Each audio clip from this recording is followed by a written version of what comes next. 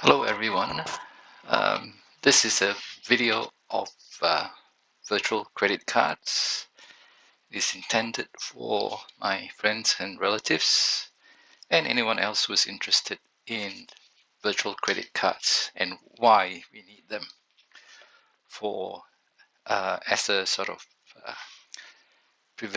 as a tool against scammers. So scamming is a big problem for everyone.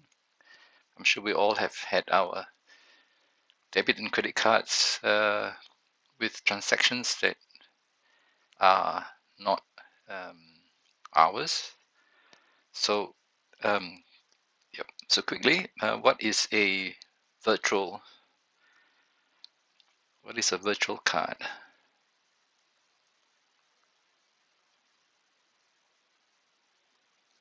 Okay.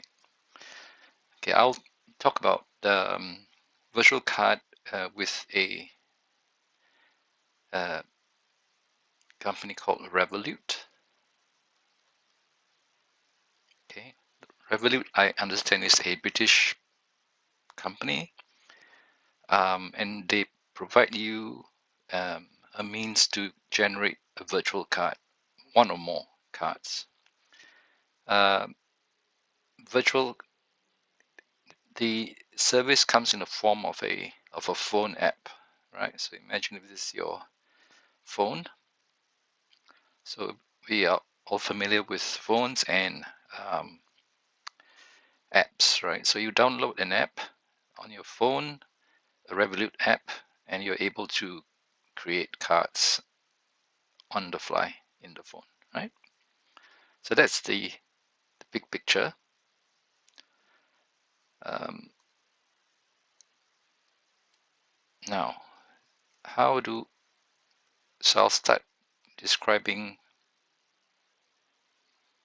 um, okay, so what can we do with our Revolut account, right? So we can create different types of virtual cards. So let's say um, let's say we create a virtual card. So we can create three types of virtual cards, right? So the first type of a virtual card I'll start with is just like a normal credit card, right? Or debit card. So I'll call this a normal card, virtual card. So what I mean by that is that looks very much like your normal credit card that you're used to, except it's not a physical card, right? It's a virtual card or an electronic card that appears in your phone. The other thing is that if you really want a physical card, you can always apply for it, right? And they will send it to you in the mail. Physical card, right? Okay. So yeah, just think of this as a normal debit card, right? The second type of card that you can apply for, which is very useful, is what we call a single-use card. Okay, so what this means is that when you apply for this card, you can only use it once. Once you use it, that card disappears, right? So it just disappears. Don't worry about it disappearing, because if by any chance the purchase if you are expecting money back, for example, if you bought something on the internet and you want your money back, your money will still come back to your account, even though the card has a lifetime, a single use lifetime. So that is something to in case you're worried about it. So a single use card is useful when you want to buy something from a, let's say, online store that you don't really trust. Um, So what you do is you generate a single use card, you use it for the transaction, and then that's it. It's gone, right? So those are the two types of cards that you can uh, apply with your phone app, right? Now we'll talk about how you can use it. So what I normally do is this. Let's say I need to pay my internet service provider, right? My internet service provider is TPG.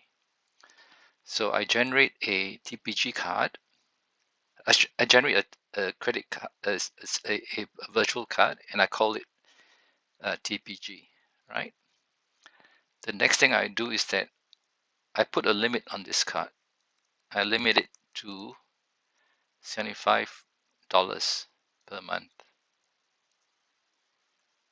So that means that this card can only allow you to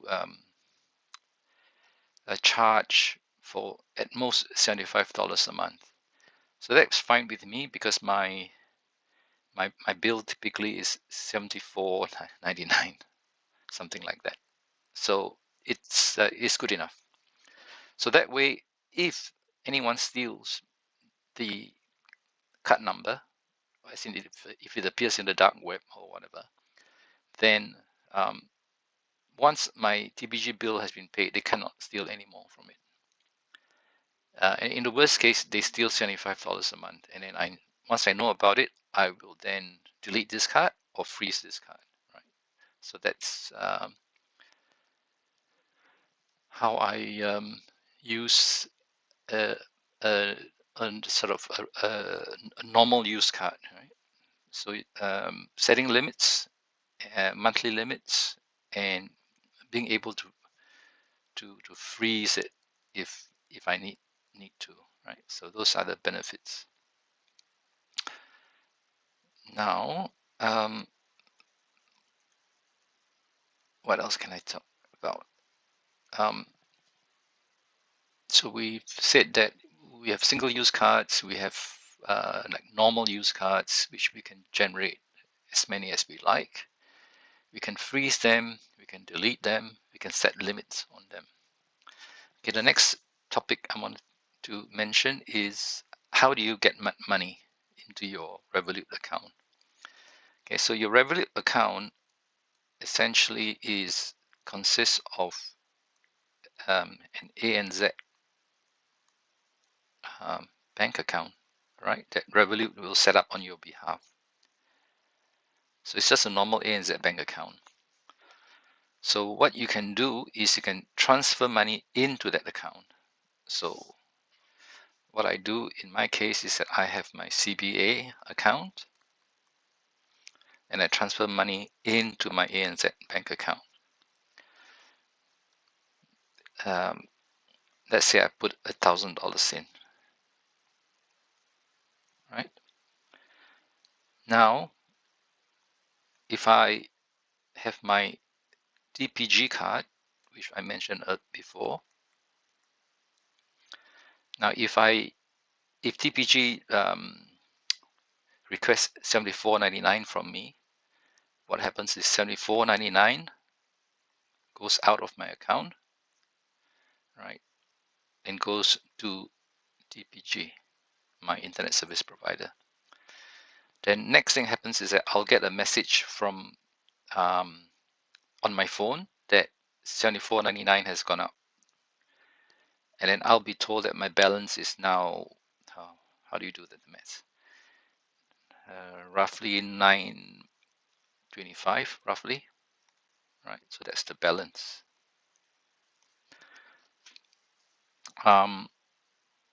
So yeah, so typically what is quite good in the sense that you get an alert, right? The moment money goes out, and you see your balance go down straight away to 925, and you know that this card is no one can take any more money from this card. So I guess now well, I guess I'll just repeat. Let's say if you want to buy something from some unknown website, you create a single use card, right? So let's say now you're going to pay $100 into this single use card, $100. Now the balance is now 825. You get an alert from the bank, and then this goes to the dodgy merchant, right? And then after the transaction is done, it's gone. If the merchant for some reason wants to return your money, you can still do so, right? You can still return the $100 here, even though the card is now gone. Okay, and one final use that I have for these cards are, I use it with the Apple Wallet. All right, so in case you guys don't know about Apple Wallets, I'll just quickly do a quick description of Apple Wallets. So back to our phone, all right? So this is our phone. Let's call it, let's assume it's an iPhone. Okay, so iPhone has a wallet app, all right? A wallet app. Now, so if you start up that wallet app,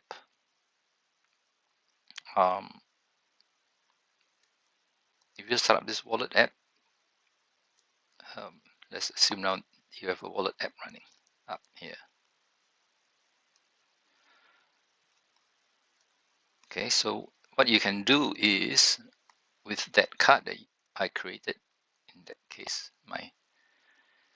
let's say we create another card called general use card, and we put a limit of, let's say, $1,000. So what we can do now is we can add this card to Apple Wallet, right? So now Apple Wallet will have the general use card here, right? So now that we have it with Apple Wallet, the first thing you need to do to even access it to pay, let's say the supermarket, is you need your fingerprint, right? So you need your fingerprint here, and then once you have your fingerprint, then you go to the supermarket.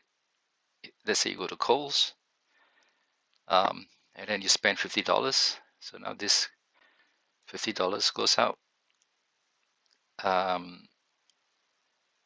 to Kohl's, and you will get an alert from Revolut as well, right?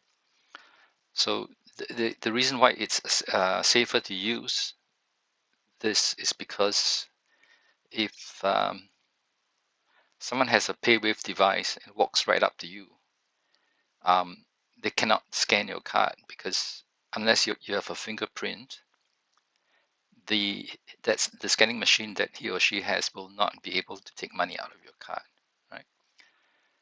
So it's much safer to use a virtual card using your the wallet app in your iPhone. Okay, I hope you find this useful, and yeah, stay safe.